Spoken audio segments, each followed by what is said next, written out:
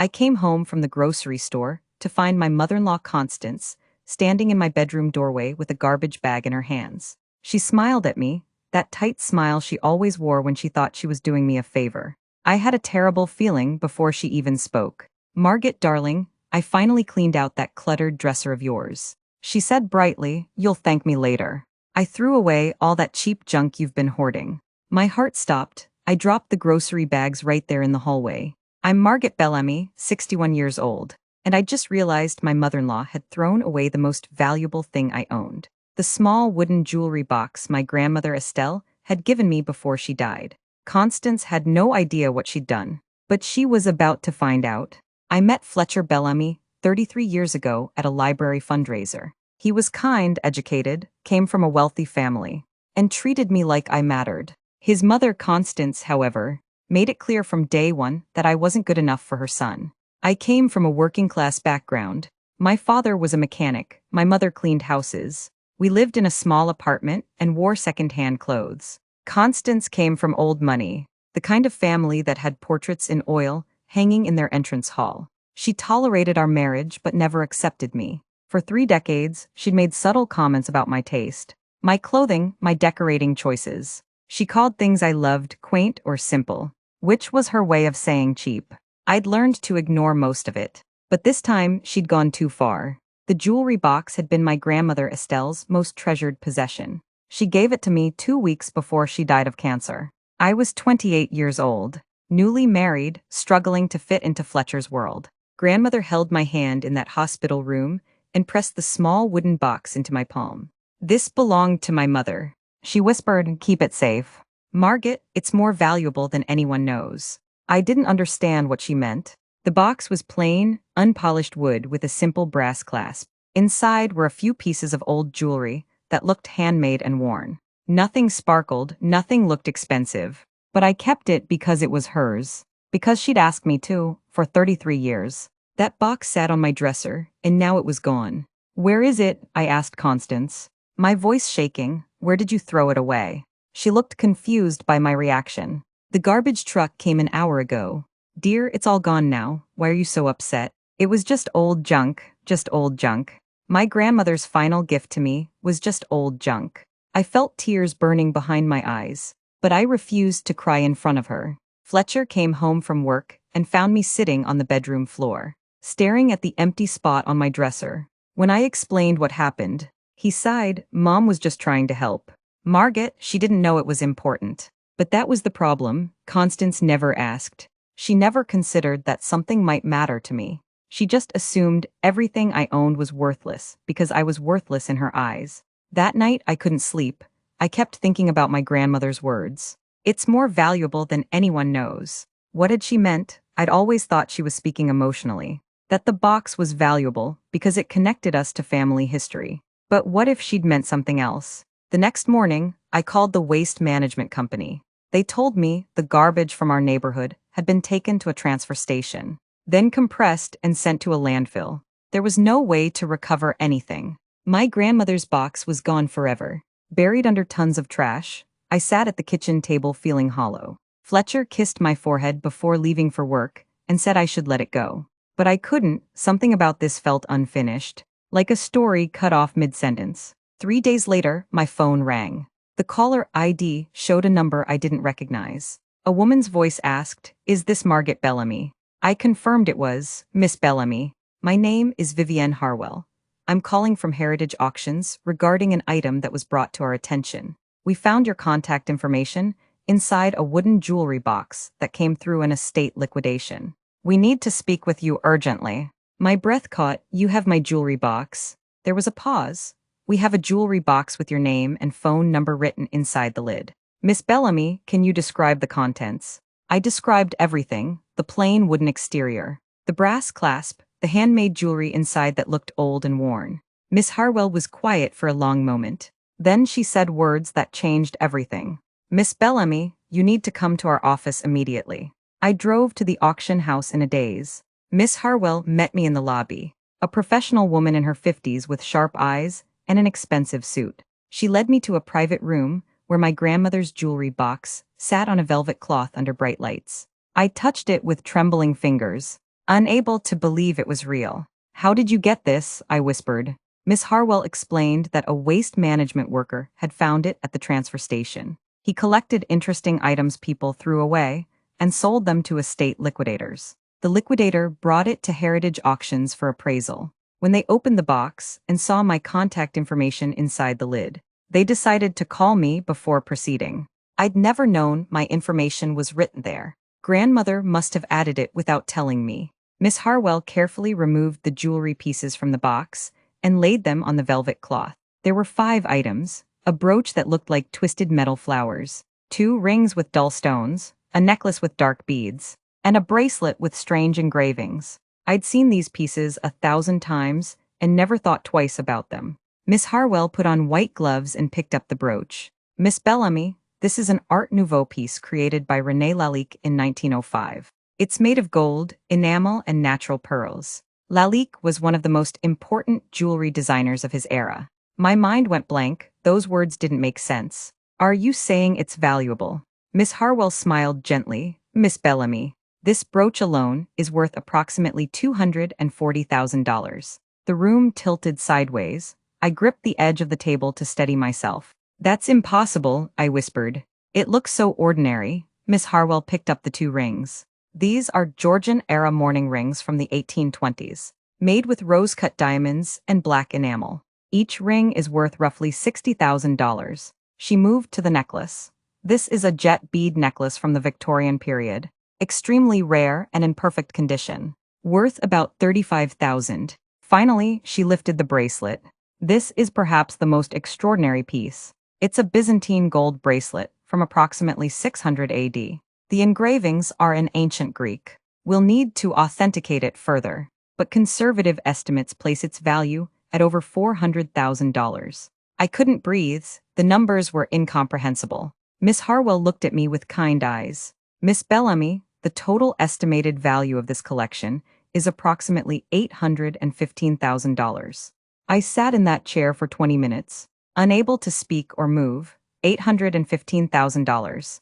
My grandmother had given me nearly $1 million in jewelry, and I'd never known. She'd lived modestly her entire life, worked as a seamstress, lived in a tiny house. Where had these pieces come from? Miss Harwell brought me water and waited patiently. When I could finally think clearly, I asked how this was possible. She explained that my great-great-grandmother had apparently worked for a very wealthy family in Europe before immigrating to America. These pieces were likely gifts or payments for years of service. They'd been passed down through generations, but somewhere along the way, the knowledge of their value was lost. My grandmother probably knew they were special, but maybe didn't realize exactly how special. And now they'd almost been lost forever in a landfill because of Constance's ignorance. Miss Harwell explained my options. I could sell the entire collection through their auction house. I could keep the pieces and insure them properly. Or I could do a combination of both. She also mentioned that the story of how the jewelry was recovered made it even more valuable to collectors. People loved stories of lost treasures found. I asked her to give me time to think. She agreed and arranged for the jewelry to be secured in their vault until I decided. I drove home in a fog, my mind racing. $815,000. Fletcher and I were comfortable but not wealthy. We had retirement savings and owned our home. But this money would change everything. It would secure our future completely. But first, I needed to tell my husband what his mother had almost destroyed. Fletcher came home from work and found me sitting at the kitchen table, with documents from the auction house spread in front of me. I told him everything, about the phone call, about the jewelry's value, about how close we'd come to losing it forever. His face went pale as he processed the information. Nearly $1 million, he repeated, staring at the appraisal documents. Your grandmother gave you nearly $1 million, and my mother threw it away. I nodded. Fletcher ran his hands through his hair, something he only did when he was deeply stressed. Margaret, I don't know what to say. I'm so sorry. If that worker hadn't found it, if the auction house hadn't called. He trailed off, understanding how close we'd come to disaster. Then his expression hardened. My mother needs to know what she almost did. We invited Constance to dinner 3 days later. She arrived wearing pearls and carrying expensive wine, acting like nothing had happened. Throughout the meal, she made her usual subtle criticisms. My pot roast was rustic, my table settings were charmingly simple. Fletcher was unusually quiet, and I could see him struggling to contain his anger. After dinner, we sat in the living room. Fletcher cleared his throat. Mom, we need to talk about the jewelry box you threw away. Constance waved her hand dismissively. Oh, Fletcher, surely Margaret isn't still upset about that old box. I was doing her a favor. I placed the auction house documents on the coffee table in front of her. Constance, that old box contained jewelry worth over $800,000. The color drained from her face as she picked up the appraisal with shaking hands. Watching Constance read that document was one of the most satisfying moments of my life. Her face went through several emotions: disbelief, shock, horror, then desperate justification. This can't be right, she stammered. Those pieces looked like costume jewelry. They were tarnished and old. I explained how the jewelry had been recovered, how close we'd come to losing everything.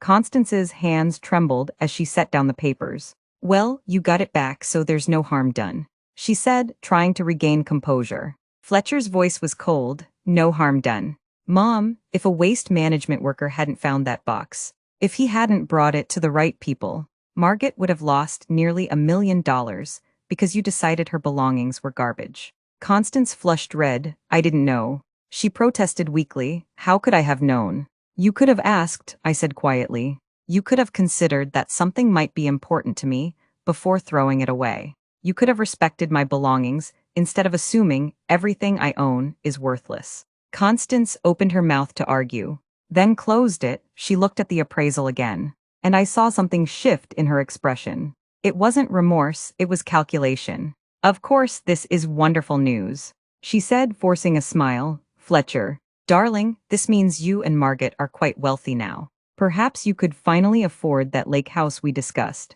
Or you could help Quillen with his business investment. I stared at her in disbelief. She'd just learned she'd thrown away a fortune, and her first thought was how Fletcher could spend the money. Not an apology, not acknowledgement of what she'd almost destroyed. Just plans for money that wasn't hers. Fletcher stood up abruptly. Mom, this isn't your money to plan spending for. It's Margaret's inheritance from her grandmother. It has nothing to do with you. Constance looked shocked. But Fletcher, you're married, what's hers is yours. I finally spoke up, my voice steady. Actually, Constance, inheritance law in the state is very clear. Property inherited by one spouse remains separate unless it's commingled with marital assets. This jewelry is mine alone. Fletcher and I have discussed it, and we both agree it should stay that way. Constance's mask slipped completely.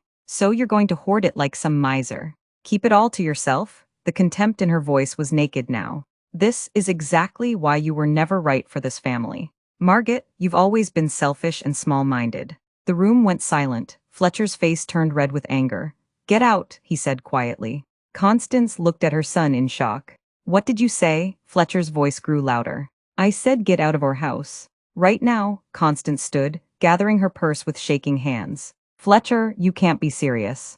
I'm your mother. Fletcher walked to the door and opened it. You just called my wife selfish for wanting to keep her own inheritance. The inheritance you literally threw in the garbage because you thought her belongings were worthless. You've spent 33 years making Margaret feel inferior, and I've allowed it because I wanted to keep the peace. But I'm done, until you can genuinely apologize to my wife and show her real respect. You're not welcome here. Constance's eyes filled with tears, but they looked more like tears of rage than sadness. She walked to the door, stopped, and looked back at me. This isn't over, she said coldly, then she left. The next few weeks were difficult. Constance called Fletcher repeatedly, alternating between tearful apologies and angry accusations. She told other family members that I was keeping Fletcher from her, that I'd turned her son against her. She even suggested to Fletcher's sister that the jewelry appraisal might be fake, that I'd orchestrated everything to drive a wedge in the family. But Fletcher stood firm. He told his mother that until she showed genuine remorse for her actions and respect for me, their relationship would remain limited. Meanwhile, I made decisions about the jewelry. I chose to sell the brooch and one of the mourning rings through heritage auctions. The proceeds totaled $320,000. I kept the remaining pieces, had them professionally cleaned and insured, and stored them in a safety deposit box. With part of the money, I established a scholarship fund in my grandmother, Estelle's name, for first-generation college students. 6 months after the incident, Constance finally reached out to me directly. She asked if we could meet for coffee. Just the two of us. I was hesitant, but Fletcher encouraged me to hear her out. We met at a quiet cafe, and for the first time in 3 decades, Constance looked uncertain. She sat across from me and said, "I've been thinking a lot about what happened, about what I almost destroyed." I waited, saying nothing. Constance took a deep breath. "I owe you a real apology, Margaret. Not for throwing away expensive jewelry, but for 33 years of making you feel like you weren't good enough. The truth is, I was afraid." This surprised me. "Afraid of what?" Constance's eyes were sad. "Afraid that you'd take my son away. Afraid that your love was stronger than mine. So I tried to make you feel small, hoping you'd leave." I was wrong. Constance didn't magically become a different person after that conversation. Old habits died hard, but she made genuine effort to treat me with respect. She asked before touching my belongings. She stopped making comments about my choices. It wasn't perfect, but it was real. I'm 62 now, and that jewelry box still teaches me lessons. My grandmother Estelle understood something important. True value isn't always visible on the surface. She lived simply but held treasures. She knew what mattered. The money from the jewelry secured our retirement, funded Quillen's daughter's education, and helped dozens of students through the scholarship fund. But the real treasure was learning that I'd always been valuable, even when people treated me like I wasn't. To anyone reading this whose worth has been questioned, whose treasures have been dismissed, remember this: never let someone else define your value. Protect what matters to you, and know that sometimes the things people throw away are the most precious of all. If this story reminded you to value what others overlook, please subscribe and comment where you're watching from. Sometimes the most valuable things don't shine until you really look at them. That's true for objects, and it's especially true for people. Thank you for listening to my story. Always document your valuables. Get professional appraisals for inherited items. Never let others dispose of your belongings without permission. Your treasures matter, even if others don't see their worth. Before you go, I need to know something. What hit you the hardest? The betrayal, the moment everything fell apart, the twist you never saw coming? Drop it in the comments right now. And tell me what you want to see next. Medical fraud, family secrets, financial crimes, hidden identities. Your ideas become our next stories. If this story kept you glued to the screen, hit that like button. If you want more shocking true stories that expose the truth, subscribe and turn on notifications so you never miss what's coming next. Thanks for letting me share this story with you. The next one drops soon, and it's going to shake you even harder. See you there.